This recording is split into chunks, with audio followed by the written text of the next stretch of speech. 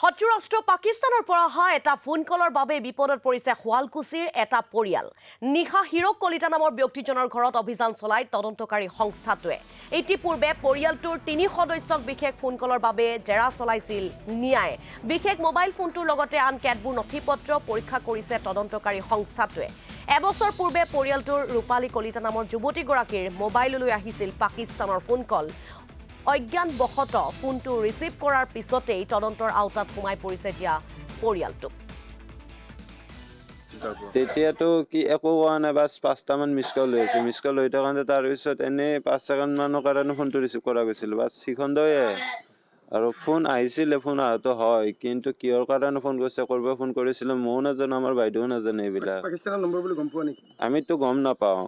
গম নাপাওঁতে তাৰপিছত বাইদেউ মোবাইলত তেনেকৈ ফোন আহোঁতে সেনেকৈ থাকি গ'ল। তাৰপিছত আৰু কালি আহি গৈছেগৈ আমাৰ ঘৰ দুৱাৰবিলাক চাইছে, চাই কিনে কৈছে কি একাউণ্টছত পইচা সোমোৱা বুলি।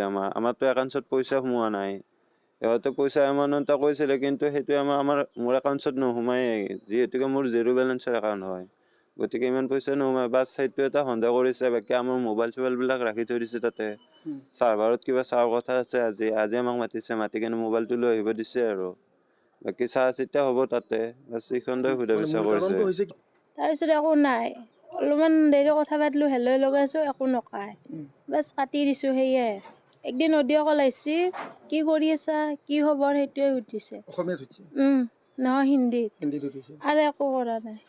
তাৰপৰা আৰু ফোনে অহা নাই। প্ৰথমতে ভিডিঅ' কল আহিছিল নেকি? তাৰপিছতে এখন হেলৈ লগাইছোঁ, একো নকয়।